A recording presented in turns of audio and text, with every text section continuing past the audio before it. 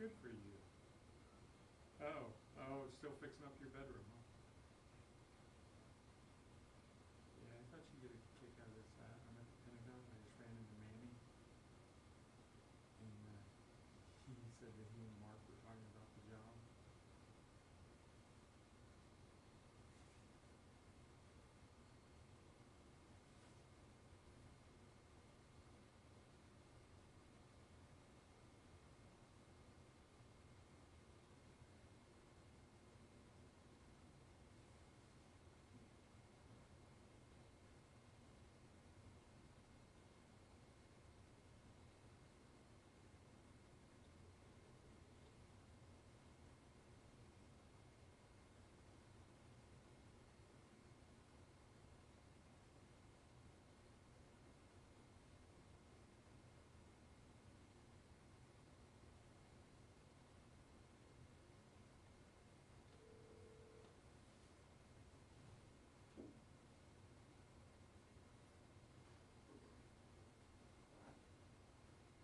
Hey, so I'm at the Pentagon. I was talking to Manny, and he said he and Mark were talking about the job, and then Mark said, "No, man, there's too much confidence for that sign." And we also told him that the worst thing he ever did was apply and take the staff job. Yeah.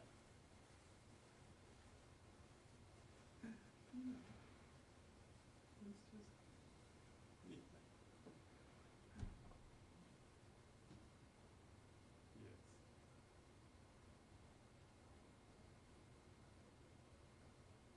Oh, did he? Right.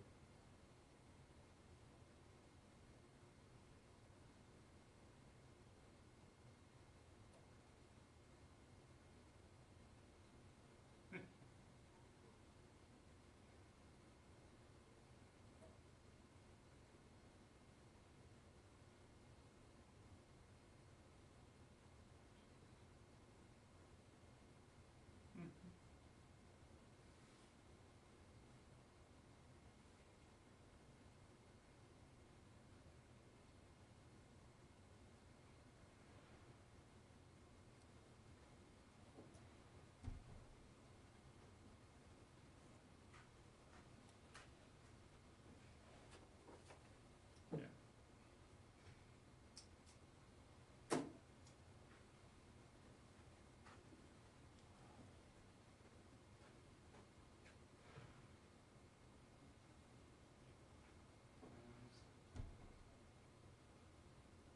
No, I don't. I get the impression that this conversation that they had was before he went to apply.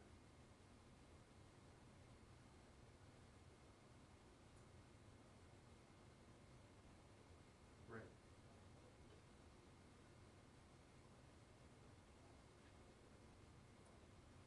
Mm-hmm. Mm-hmm. Right. Yep. Yeah. So, has he been staff over a year? Because if he hadn't been staff over a year, they would make him pay back. You know, I remember there's a thing in my paperwork that says, you know, if you get any money from the company for taking the job and you leave within a year, you got to pay it back. Yeah. Yeah, he'd have to sweat. Well, you know, couldn't take any gear with him. And I don't know that you want to ask for his car. He smokes in it. Yeah.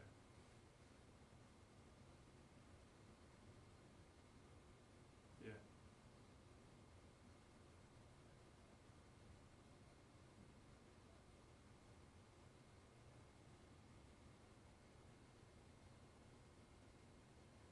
Right. Well, good. I was going to say, you just order them. Yeah. Well, go. I'll let you finish hanging drapes. You're so domestic.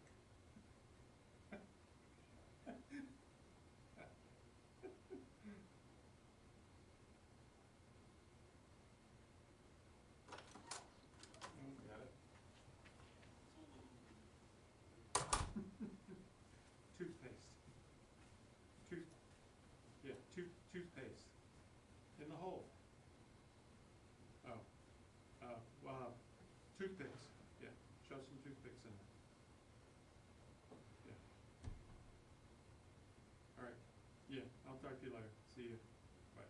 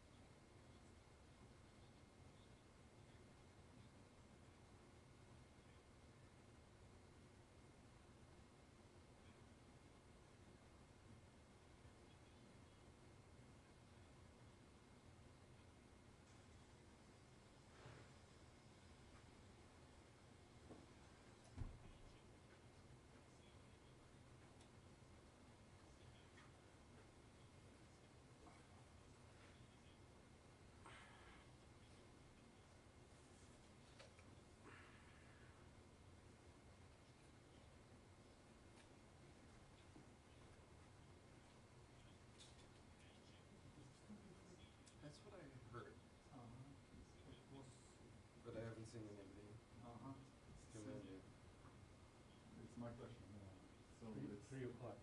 3 o'clock now. They moved it to 3. Okay. They said 1500. Okay. Thank you. Thank you.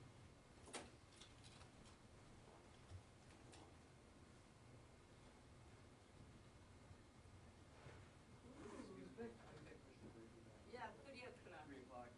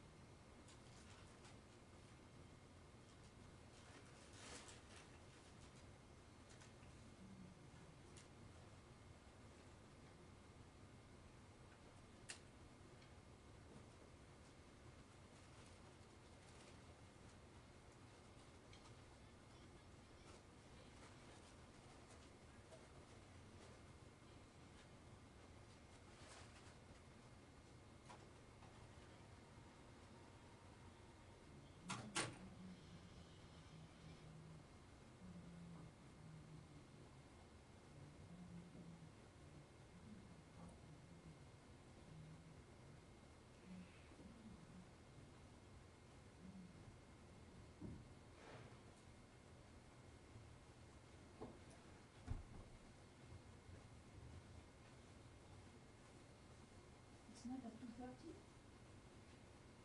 1500. 3 o'clock. Ah. They moved it.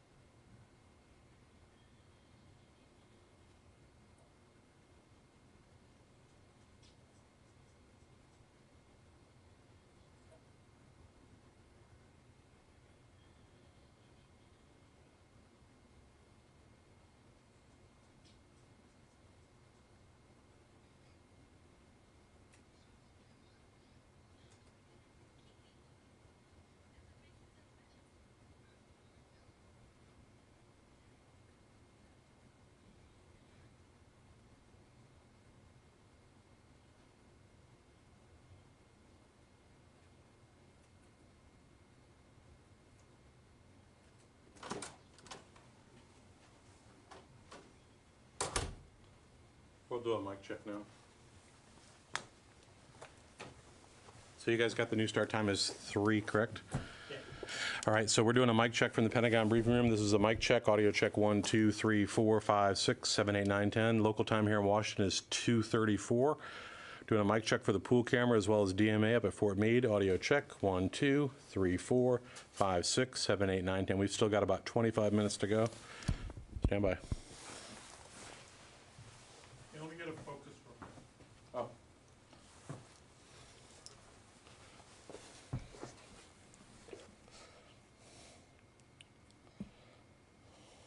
Thank you.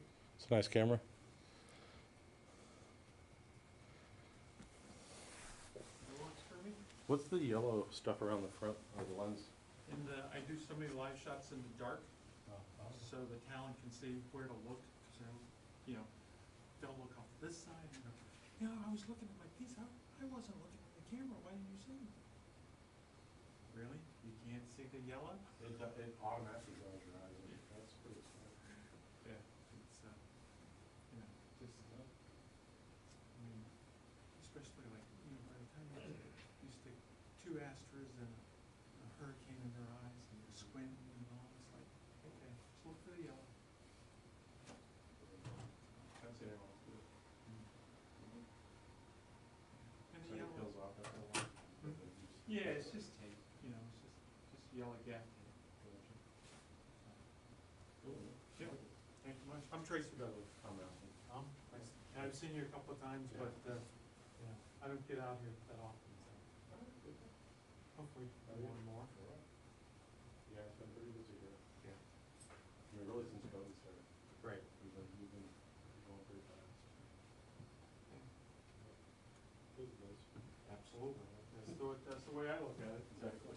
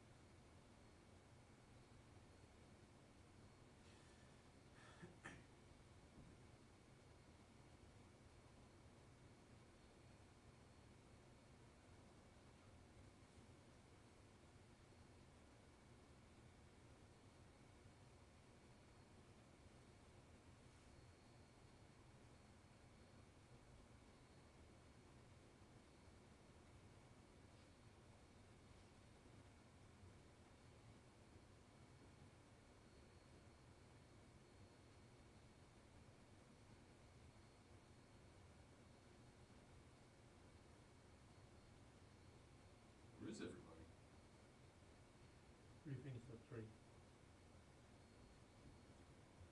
Not that far away.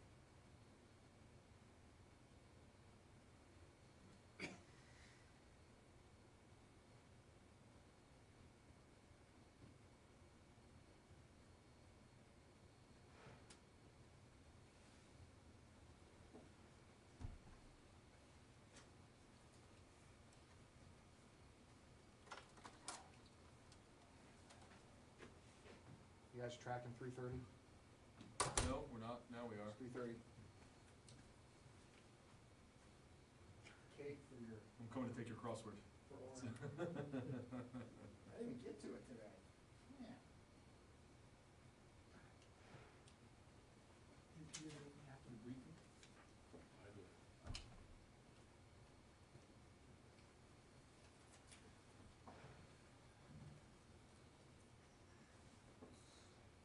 So 3:30 now? Wait a minute. I think they're just doing it.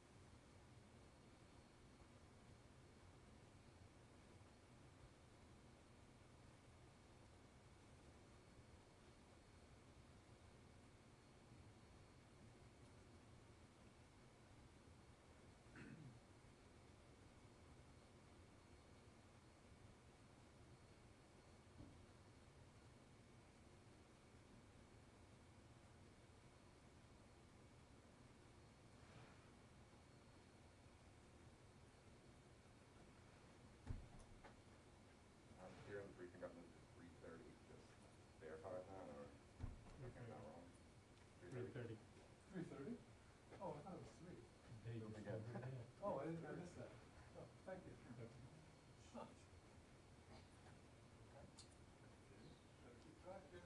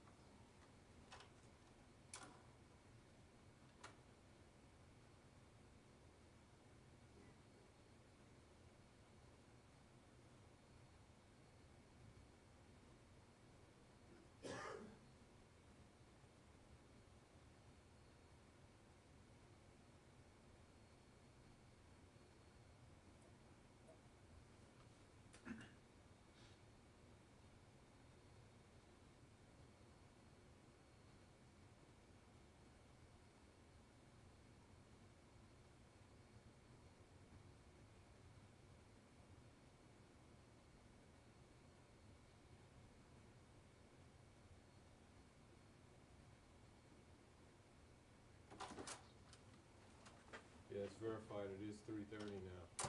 3:30. Yeah.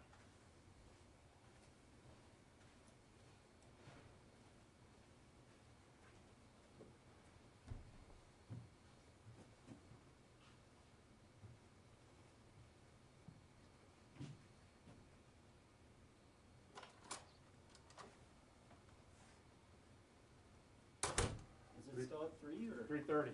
Oh, okay. It's been pushed to 3:30. You Should've should got an email about it. Yeah, I must have missed out. Or we'll be getting one very shortly. Why haven't they hired me the first time?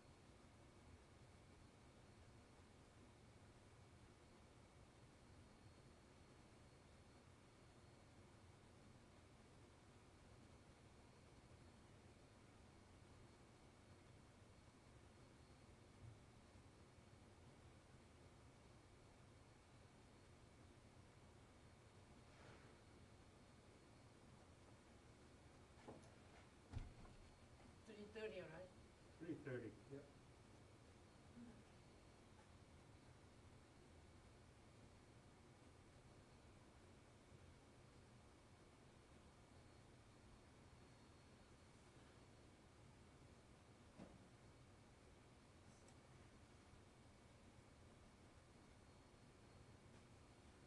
I hope you're not another 1 hour. Just like White House, they always say 7 minutes, 11, 12 minutes, Oh, 1 hour. 3 hours, yeah. I'm waiting for, They already, one time I waited 4 hours. they already did theirs, so I'm not sure what we're waiting on.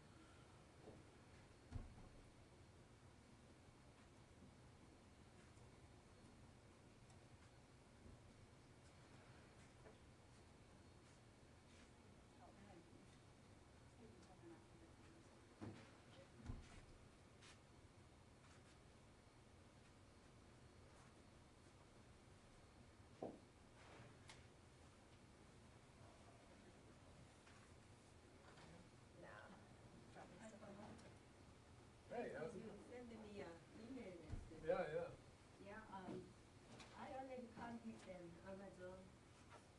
Oh, My friend. okay.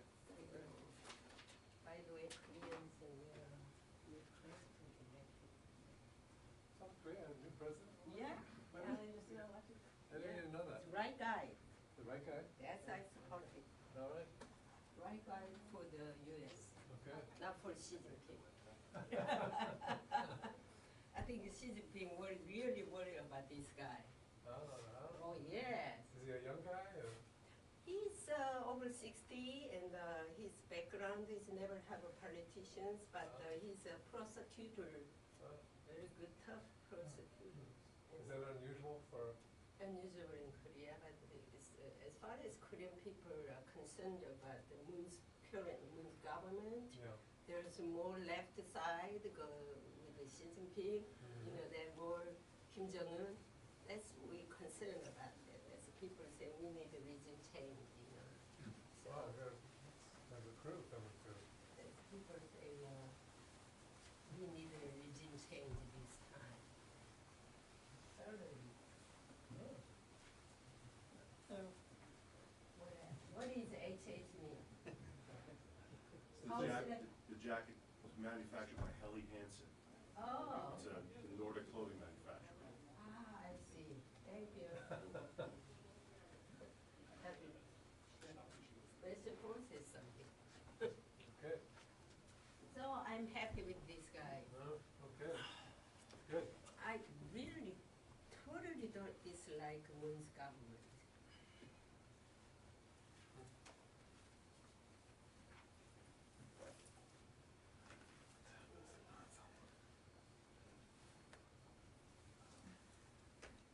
So now we have more freedom of press. All right. Used to be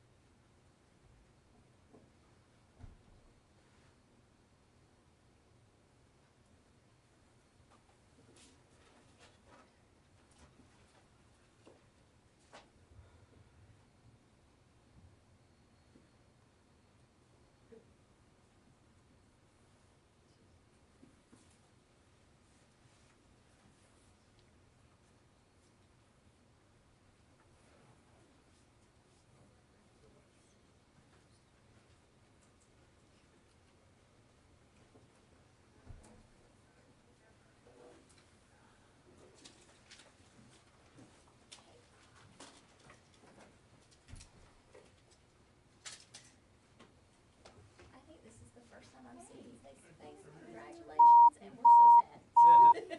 Thank you. You'd be like, thanks. Haven't seen you for a while, yeah. You're coming in just periodically? Twice a week now. But I think the last two times you were in here, the seats were already filled. I was getting used to I didn't come in early enough. Yeah. Oh, look, it's done. Oh.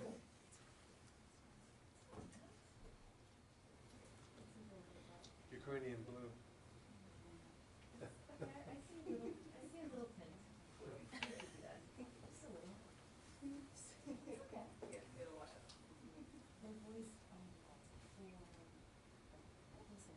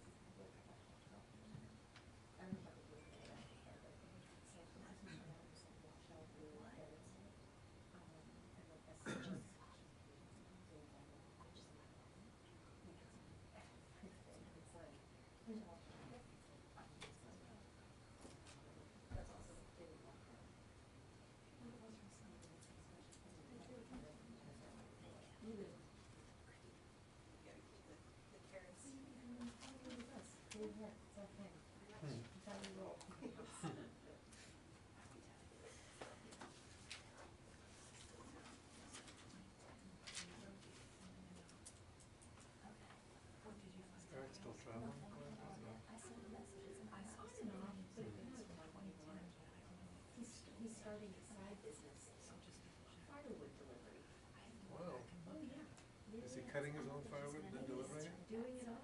He's trying to be Josh and lumberjack, you know. He bought this last weekend. I do, yeah, really fits in my driveway. Giant.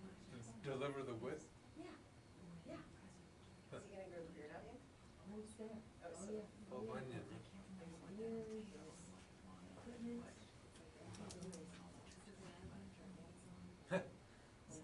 Seasoning box. There's been a lot of. He's full of praise. Oh, my God. He is all. Have boys to help him chop?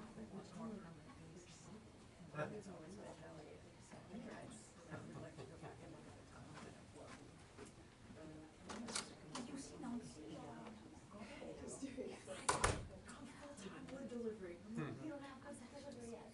Did you see Untitled Chapter yet? Do you think she's here? Entrepreneur. Yes, he is. I didn't see that. I would have heard they'd be there.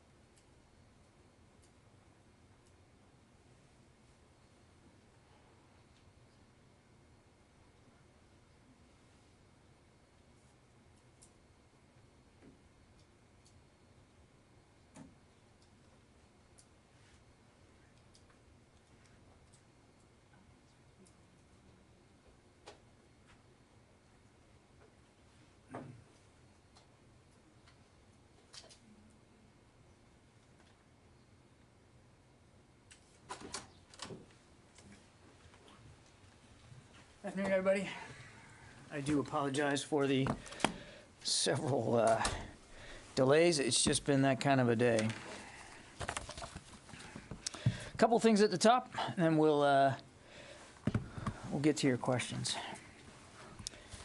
So,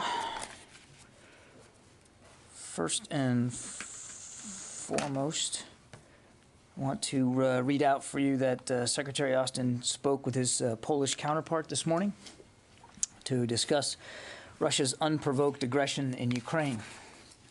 He thanked Minister Blaszczak for Poland's extraordinary support of U.S. troops in the country, including those who have been recently sent there on temporary orders. He noted the hard work and the diligence with which the Poles have been welcoming and taking care of Ukrainians who continue to flee across their border, some 1.2 million now. Secretary also made clear how much he's looking forward to attending in person next week's NATO Defense Ministerial in Brussels. Now, the Secretary also had a chance to discuss with Minister Blaszczak the proposal to send MiG-29 fighter aircraft to Ukraine, and specifically the notion of doing so by way of transfer to U.S. custody.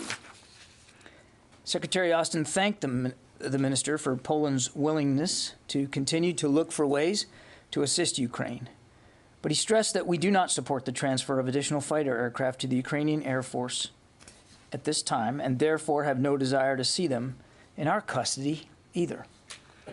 Let me walk you through the reasons for this. First, we believe the best way to support Ukrainian defense is by providing them the weapons and the systems that they need most to defeat Russian aggression, in particular, anti-armor and air defense. We, along with other nations, continue to send them these weapons, and we know that they are being used with great effect. The slowed Russian advance in the north and the contested airspace over Ukraine is evidence alone of that.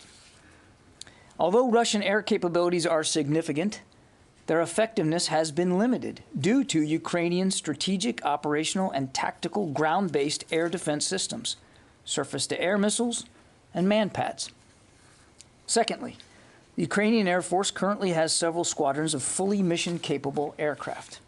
We assess that adding aircraft to the Ukrainian inventory is not likely to significantly change the effectiveness of the Ukrainian Air Force relative to Russian capabilities. Therefore, we believe that the gain from transferring those MiG-29s is low.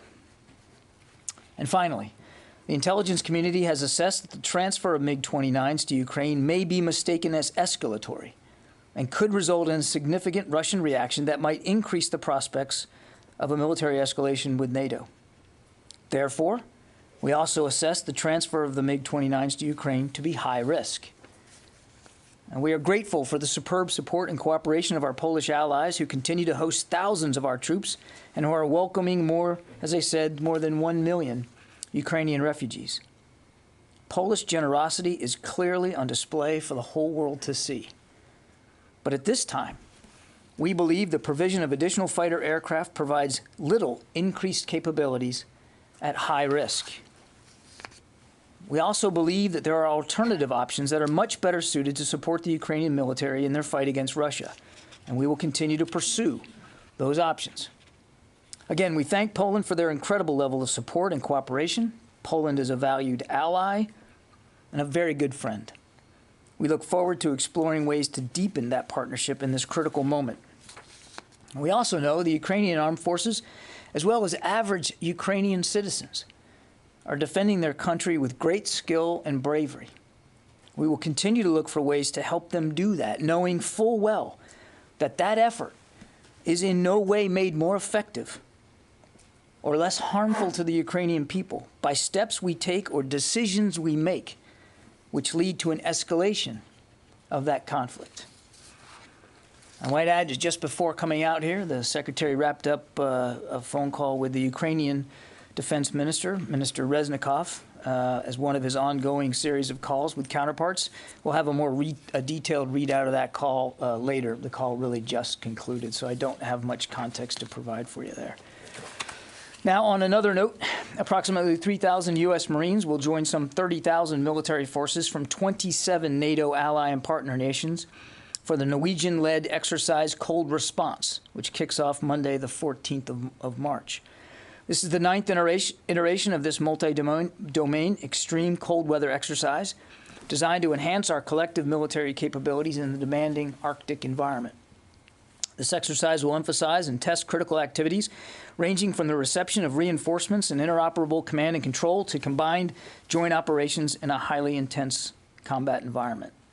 In total, approximately 220 aircraft and more than 50 ships will take part in the exercise. U.S. forces began training in Norway in December as U.S. Marine units conducted cold weather training and planning in the lead up to this exercise. 2 Marine Expeditionary Force will be the largest American military unit participating this year. Some 200 military vehicles, attack and assault support aircraft, and equipment departed Camp Lejeune, North Carolina in January as part of that unit's participation. And again, we look forward to a terrific exercise, cold response, and the exercise will be running through April 1st. And with that, we'll get the questions. Bob. Thank you, John.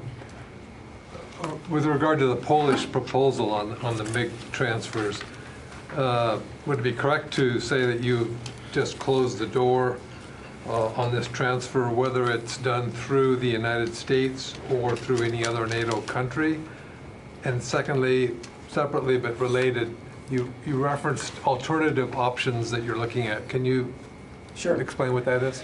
Alternative options are working with other allies and partner nations around the world who may have additional air defense capabilities and systems at their disposal, who might be willing to provide them to Ukraine. And so we're having discussions with many countries right now about some of those capabilities, surface-to-air missiles, for instance, that the Ukrainians are more trained and more equipped to operate. It could include additional man pads as well, and certainly anti-tank, anti-armor, systems. So we're going to continue to talk to the Ukrainians about their needs, and we're going to continue to talk to allies and partners about how to best fill those needs. But it's our assessment right now, for all the reasons that I gave you, that we don't believe additional aircraft is the most effective answer to meeting those needs in the conflict. Now, look, sovereign nations can decide for themselves what they want to do, but this idea, the proposal of transferring these jets to our custody, then transferring to Ukraine, that is something that we are not going to explore right now. Jen. Are you talking about providing S-300 missile defense systems? I'd rather stay away from the actual systems themselves, Jen. We're going to continue to look at a broad swath of capabilities that the Ukrainians could use effectively. Some of them they already are, and maybe they need replacements, but I'm not going to get into individual systems. And what's the difference in providing javelins and stingers to the Ukrainians versus MiGs or fighter jets? Why is that more provocative from an intelligence perspective? Why is that seen as more provocative? It seems like you're splitting hairs there. No, there's no splitting hairs, Jen. I think we take seriously the intelligence community's assessments and their views based on the information that they have available to them. And it's their assessment, one in which the Secretary concurs that the transfer of combat aircraft right now could be mistaken by Mr. Putin and the Russians as an escalatory step. And as I said at the very end of my opening statement, we need to be careful about every decision we make, that we aren't making the potential for escalation worse. Because that's not only not good for NATO, and it's not only not good for the United States and our national security, should this conflict escalate even further, but it's certainly not going to be good for the Ukrainian people to have what is already a destructive and terrible war get even more destructive and terrible, given the fact that Mr. Putin has other capabilities at his disposal. Fadi. Thank you, John. I have two questions. So the first one is on this whole issue of MiG-29. As you know, the prospect of delivering MiG-29s to the Ukrainians was raised by President Zelensky. And based on the assessment that you just told us, this is not the most effective way. Are the Ukrainians now on board with this assessment, or they're still insisting? Have you been in communication with the Ukrainians on this issue exactly? Well, I just told you that the Secretary just finished up a call with Minister Reznikov. I don't have a readout for you right now. It literally was finishing up as I was walking here to the podium. So we'll have a readout for you. I doubt seriously that readout is going to ascribe the sentiments of the Ukrainians. That is for them to speak to, and I will obviously we defer to the Ukrainian government to speak to this on their own. And on this issue of military biological labs in Ukraine that the Russians keep raising, can you basically explain to us what type of relationship, if any, there was between the Pentagon and the Ukrainian side on any biological labs? When was the last cooperation, and what do you have to say about these Russian accusations? The Russian accusations are absurd. They're laughable.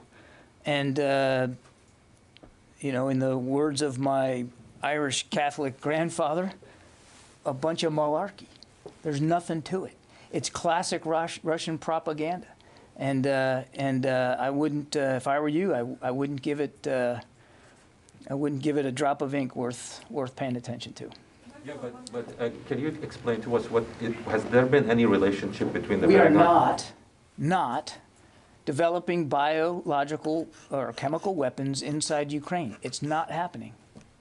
Yeah. Thanks, John. Go ahead. Go Is ahead. there any concern that Russia's actually doing this because they're planning some sort of a chem-biological Yeah, attack? I mean, again, not being perfectly inside the minds of the Russians, we have seen one of their playbooks is to accuse the other that which you are doing or which you plan to do, and to create a narrative that of victimhood and blaming somebody else for something that you're in fact going to do.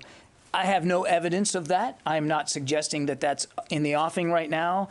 I have no intelligence indicators that that type of weaponry is in Ukraine and being planned to be used. So I want to be clear.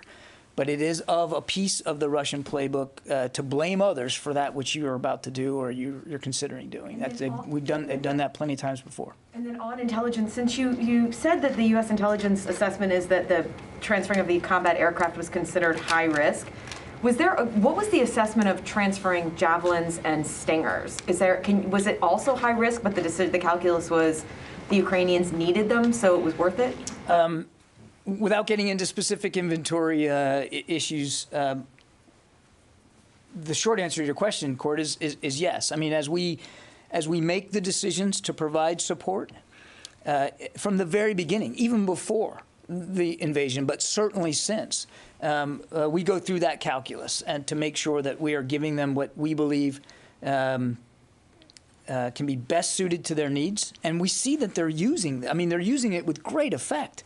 But also keeping in mind, as we must, the potential escalation of the conflict. So it's a calculation we do routinely, iteratively, every day. So it's not uncommon, the Stingers, the Javelins, or let's say anti-armor, anti-air equipment that the U.S. has been providing to them, some of those have been considered high risk, but the calculus is... I wouldn't say everything that we're sending we consider to be high risk. Without characterizing something as high or low risk, in particular on the other inventory items, I would just tell you that we go through that calculus with every shipment that we send. What is best needed to the fight, and with a mind that we obviously don't want to needlessly or heedlessly escalate the conflict to a level where it's actually more dangerous for Ukraine, not less. Okay. Yeah, Travis, I'm sorry. Thanks, John. The soldiers who were deployed to Poland, the 82nd, they had been helping small numbers of Americans who had been coming across the border from Ukraine. And you mentioned the massive refugee flow coming in now. I'm wondering if their mission, if it has, or if you're looking at potentially expanding that to a wider humanitarian mission, and is that something that maybe you've discussed with Poland? There hasn't been any active discussions of expanding their missions to something wider in terms of humanitarian assistance. But I can assure you that the Secretary will want us to be as responsive as possible should there be a need for that. But we're not tracking a request to expand the mission set for the 82nd right now. They certainly have that capability should they be needed, and we certainly would want to pitch in and help. But we're in constant discussions with Polish authorities as well as the State Department. And again, should there be a need for that, you can bet the United States military will chip in and help. And I would add, and I don't want this to at all sound gratuitous, but the Poles have been doing an amazing job harboring, welcoming, and taking care of now more than 1 million Ukrainians that have fled across that border. And that's only, I guess, by the UN estimates, about half of the total that have left the country. But the Polish government and the Polish people have just been superb, just absolutely spectacular. And again, if they need our help in that regard, certainly the United States military would be positively disposed to look at those requests. Carla. Thank you. Since we're talking about Poland, a defense official said that Russia had launched more than 710 missiles into Ukraine since the war began. Have any of those, or how close have those missiles come to the Polish border? What I would tell you, Carla, without getting into too much detail here, almost all of the missiles that have been fired from either inside Ukraine or from outside Ukraine have been targeted at sites in the eastern part of the country. If you were to draw a line from Kyiv down to Odessa, straight line, almost all of those strikes are occurring to the east of that line. So nothing close that we've seen to Poland or even in Western Ukraine, quite frankly. And then a quick follow on the humanitarian corridors that keep, trying to be established and then failing. Yeah. Does the Pentagon consider it a war crime to establish a humanitarian corridor and then bomb it? Yeah, the Pentagon's not making judgments on war crimes. We'll leave that to the experts. What I would tell you is that short of stopping the invasion, which is really what needs to happen here, short of that, we want to see that innocent civilians are given safe passage and not being harmed. And they ought to be given safe passage. Again, they shouldn't have to have a safe passage. But if they're gonna, it ought to be to places inside their own country, inside Ukraine, not aimed at the north into Belarus and Russia. I think the Ukrainians can be forgiven for not wanting to flee into the very countries that have invaded them. And so we would obviously like to see, if there's going to be safe passage, that it's truly safe passage inside their own country and unmolested, by the way, from Russian attacks, which has not always been the case in the last few days. Calling for a safe passage, calling for corridors, and then hitting people while they're trying to use those corridors, killing people in the midst of evacuating.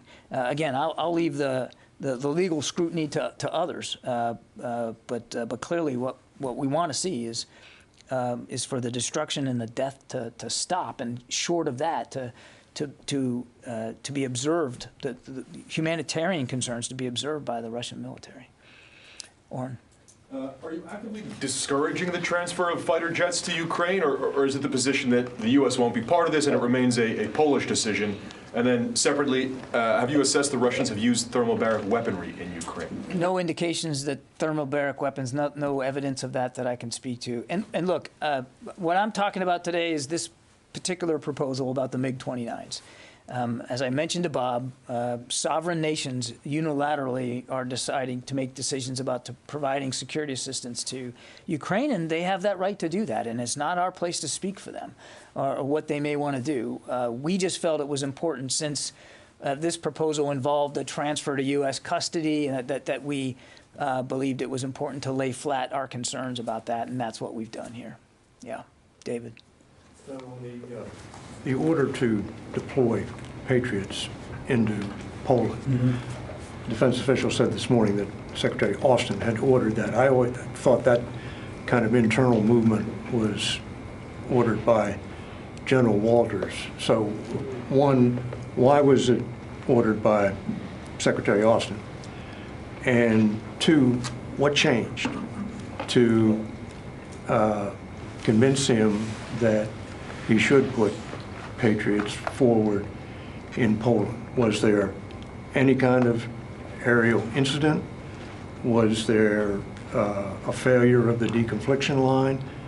Was there another intelligence community assessment that the risk was higher? I mean, what changed from before he ordered the Patriots until now? No one thing precipitated this move. We have been talking now for weeks about our willingness and our capability of moving assets around in theater, given the conditions on the ground, given what was then a looming invasion, and now what has been a quite destructive invasion in Ukraine. And the Secretary has never been one to take off the table options to relocate our assets as he believes is best suited to defense of NATO territory. This was one of those decisions. It wasn't precipitated by one single moment or one single issue or one single act by the Russians, but rather by a constant and routine consultation with our NATO allies, in this case Poland, about the needs and the capabilities that would best suit our obligations to Article 5. And as for the orders given, I mean, clearly General Walters gave the order. They are in his theater, and you're right. He absolutely has that authority, and he made that order. But he did it at the direction of the Secretary, based on the Secretary's consultation with our allies and partners. I mean, that's not unusual at all. That's very typical of how things are done here. Matt. Hi, John. We saw the Ukrainians claim that a maternity and children's hospital in Mariupol was hit directly by Russian strike. Do you have anything on that or any of the other civilian casualties that you're seeing at this point? I'm afraid I don't. I've seen those same reports you have, but we're not in a position to be able to independently verify that. Obviously, that's a horrific outcome. Regardless of whether it was intentional or not, if it's true, and we have no reason to doubt that it's true, we just can't independently verify. I mean, it's just another indicator of the supreme sacrifices that the Ukrainian people are making and that they shouldn't have to make. We're talking, families, children, killed, wounded, displaced. All of it avoidable. All of it completely avoidable. And on the casualties count, again, we're being very careful here to not get into estimates of casualties. Obviously, we know there have been casualties, civilian casualties. Ukrainian soldiers have suffered casualties as well. And we know the Russians have. But we're being very careful not to get into estimates of numbers. These estimates they vary widely. They change literally every day, if not every hour. And again, it's not an operation we're conducting, and so we don't feel like we have the confidence to be able to put out specific numbers. John, we're also seeing reports of unguided munitions being used. Are you seeing that, and is that factoring into the civilian casualties? Yeah, we do have indications that, not everything that the Russians are using and their long-range fires are precision-guided. That a number of munitions are not, and therefore not precise, which of course just raises the likelihood and the chances of civilian casualties and damage to civilian infrastructure. It not precise, but even in their use of precise weapon systems, or so-called precise by Russian accounts. I mean, we have seen, again, civilian infrastructure hit and civilian casualties caused. Tara. Hi, John. How concerned is the Pentagon that the risk that this could escalate into a nuclear conflict has increased, and did that weigh into the decision to say the U.S. would not have a role in transferring MiGs to Ukraine? Well, I think I laid it out pretty clearly in my opening statement that the risk of escalation certainly factored into our thinking on this MiG-29 proposal. And I want to be careful here that we're not getting into intelligence assessments about potential outcomes. Russia is a nuclear power. There's no question about that. And and nobody stands to gain if this conflict, which is already so deadly, gets even more deadly because of the potential for a broader, deeper, wider, and non-conventional conflict. So we're certainly mindful of that threat. And as I said at the outset, we want to make sure that whatever decisions we make, whatever support we give, whatever leadership we show, it is not in a way that makes the conflict escalatory. Related to that, has the Pentagon noticed any changes to Russia's nuclear posture, or have any changes been made to the U.S. Deterrent posture in the days since Putin announced his own change? I would answer the question the same way I've been doing it, Tara, without getting into specifics. I can assure you that we are comfortable with our strategic deterrent posture as it is, and I just leave there. Sylvie. Hello, John. To go back to the Patriots, is Poland the only NATO country that has requested Patriots? I could ask, do you plan to deploy Patriots everywhere in the region, anywhere else in the region? I'm not aware of any other requests for Patriot missile batteries, and so I have no plans or no future redeployments to speak to today, Sylvie. Now, you've clarified the Pentagon's position on the jet transfers, excuse me, but it was a sharp contrast from what Secretary Blinken said over the weekend about giving the green light for those transfers. Are the Pentagon and the State Department currently on the same page when it comes to the situation in Russia and Ukraine? Yeah, absolutely we are. I mean, you're talking about comments that were made, over the course of last weekend when this was a nascent idea. And we were absorbing that idea, and we were talking about it, and we did. Secretary Blinken was 100% right that first of all, it wasn't our place to tell Poland what to do or not to do. That was the main point that he was trying to make. But he also indicated accurately that we were having an interagency discussion inside the administration about this idea. We have had those discussions. The Poles put out a statement last night about this transferring him to U.S. custody. We talked about that, and again, I came out here today to read out to you where we ended up landing on that. If you have time for one more real quick, we've heard a lot about the help given to the Ukrainians, but is the Pentagon monitoring actors that could be assisting the Russians right now? Monitoring actors? Whether it be China, Iran, other countries that could be working with Russia while they're now viewed as a pariah on the world stage. Look, I'm not going to talk about intelligence issues here. We're obviously scanning the threat landscape as broadly and as deeply as we can, and certainly we have taken note that the Chinese, for instance, have at the very least provided a tacit level of approval for what Russia has done, even to the point of blaming the United States for this war, incredibly. And again, we're constantly looking at the threat landscape, and I don't really have anything more to add on that. Janie. Thank you, John. I have two questions. First question is, Russia has designated South Korea and the United States, its allies, as non-friendly nations.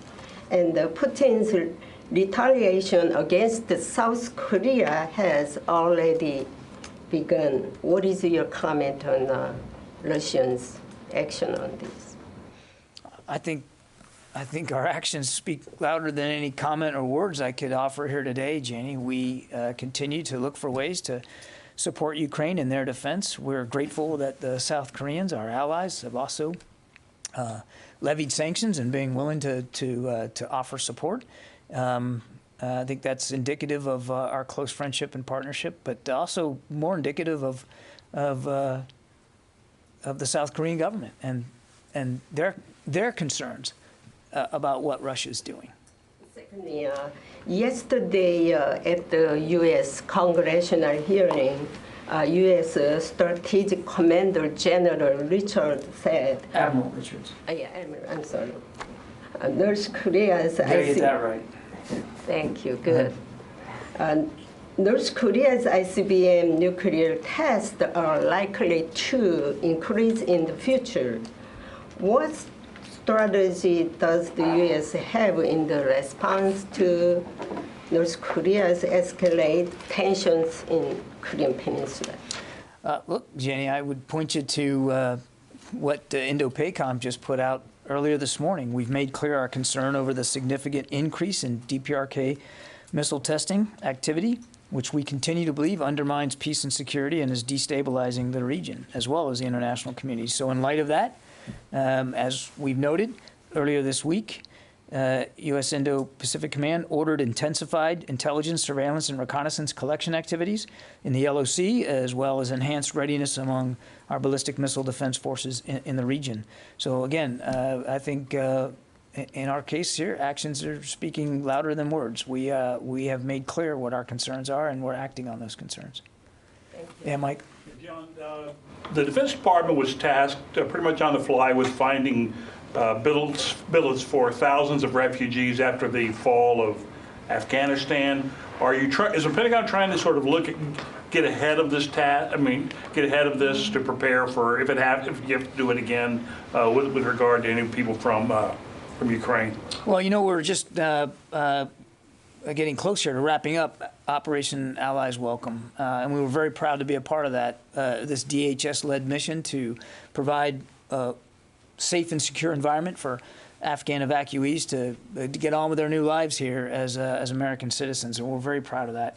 I know of no such similar efforts underway that would utilize Defense Department property or facilities or resources with respect to Ukrainian evacuees.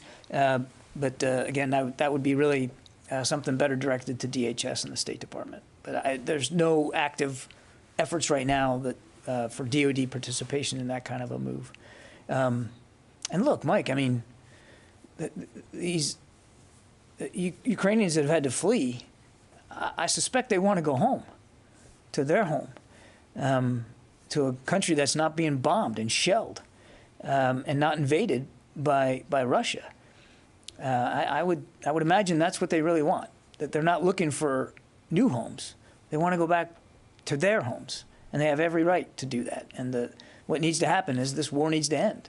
And Mr. Putin, for all the options he has available to him, he still has the option of diplomacy and ending this war, which he has certainly within his power to do it, so that these 2 million plus people now can go back to their own homes where they obviously belong and want to be.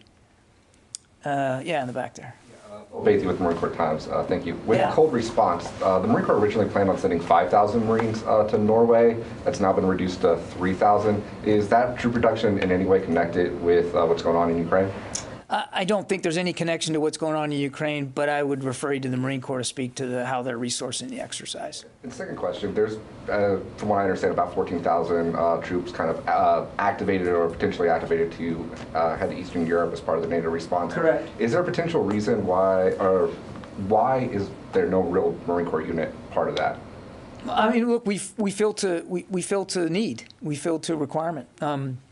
And right now, the kinds of enablers that have been needed by our NATO allies have we've largely come from the Army and the Air Force. There's certainly no overt reason why there hasn't been Marine Corps units put on prepare to deploy or sent over.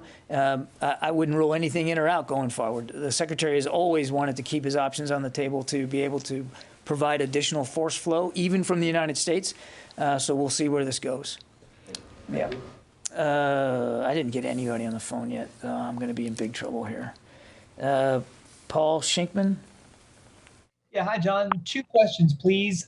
One on the Russian convoy and another on Russia's use of conscripted troops.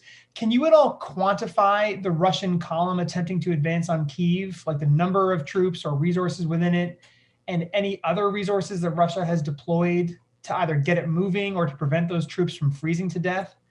And then secondly, can you comment on, or do you have any insights on the recent developments regarding Russia's use of conscripted troops? Can you confirm that they've recalled some of these forces and that their deployment to the front lines was seemingly the result of some kind of mistake? Thank you. Okay, a lot there. On the convoy, I don't have a lot of additional context here. Our assessment is this was largely a resupply convoy. Our assessment is still that it remains stalled and is not moving. It has been attacked by Ukrainian armed forces with quite some effect.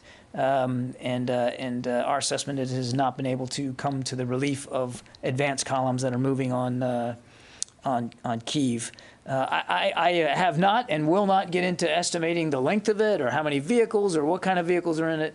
We don't have that level of detail.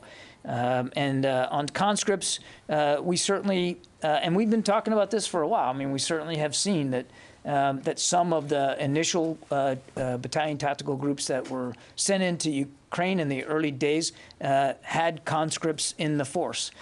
We've been very careful not to provide a ratio or a number because we don't know. We're not experts on Russian manning and how they organize their units. But we certainly had reliable indicators that a good many of these troops were conscripts. Again, how many we don't know. What their fate is now, we don't know. I saw the statement out of the Kremlin about the offering their numbers. I think I can't remember what it was, several hundred or something like that. I don't think I need to tell any of you this, but I would look upon any piece of data that you get from the Kremlin with great skepticism. Let's see. Tony Capaccio, Bloomberg. Hi, John. Quick question on Russia's cyber warfare capability in Ukraine. You remember, military analysts predicted before the invasion that Russia would unleash the full brunt of its cyber capability to cripple Ukraine's infrastructure. What's DoD's assessment of the extent of that use to date? It doesn't seem extensive. Yeah, I mean, again, we don't have perfect visibility into everything that the Russians are doing in cyberspace. What we can do, Tony, is speak to outcomes. We believe that that there hasn't been so far devastating cyber effects on Ukraine, although that we have noted cyber attacks, cyber disruptions, websites being taken down, and attempts to limit communications. Certainly we've seen all that. And we would expect that those efforts by the Russians would continue. Again, this is very much a part of their playbook. I would note that the Ukrainians are not neophytes when it comes to cyber operations.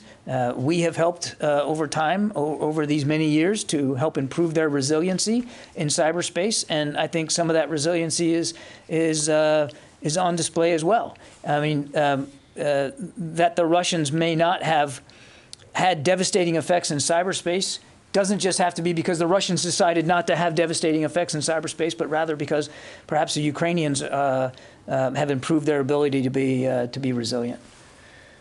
Phil Stewart, Reuters. Hey there. Just could you give a little more information about this high-risk assessment? Is there anything that's in the public realm that you could cite that explains why these combat aircraft transfers would be seen as high risk? And you know, is this a new red line by the U.S. government about things that it won't do to support Ukraine, or is this somehow related to the pre-existing red line about, you know, no troops even in airspace? Thanks. We're not drawing a red line here, Phil. We're giving you an honest assessment of how we came to our conclusions about this particular proposal of MiG-29s that would be transferred to U.S. custody and then given to Ukraine. That's what we're here to talk about. That's the decision that we made. As I answered to court, we're constantly, with every decision we're making, with every piece of material and system that we're providing, we're always going through the calculus of the need and the potential risk of providing that need, and we're going to continue to do that going forward. And I'm not going to get into the specifics, the sausage making of how this particular decision got made. I walked through the three justifications. The Secretary is very comfortable with this decision and with those three justifications, and I'm going to just leave it at that. Oscar from Polish News. Thank you for this opportunity. Could you talk a little bit more about why you think that sending these MiGs would be of little use to Ukraine? Is it because of the surface-to-air missile coverage, or and it seems like well, you've been talking about this issue as more of a logistical challenge, but now it seems like it's more of a political military issue. And if I may, also just a quick question about the Patriots. Is that just a temporary deployment? Thank you. Oscar, I'm going to point you back to my opening statement. I think I answered your question, your first question, pretty well with that opening statement, and I don't know that I can improve upon it, and so trying would probably be folly for me. And as for the Patriot missiles, yes, this is a temporary deployment to Poland, given the circumstances that we're in.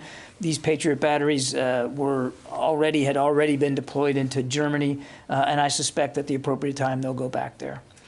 Okay, I think that's all the time we have for today. Thanks very much, and we'll see you guys later this week. Yeah.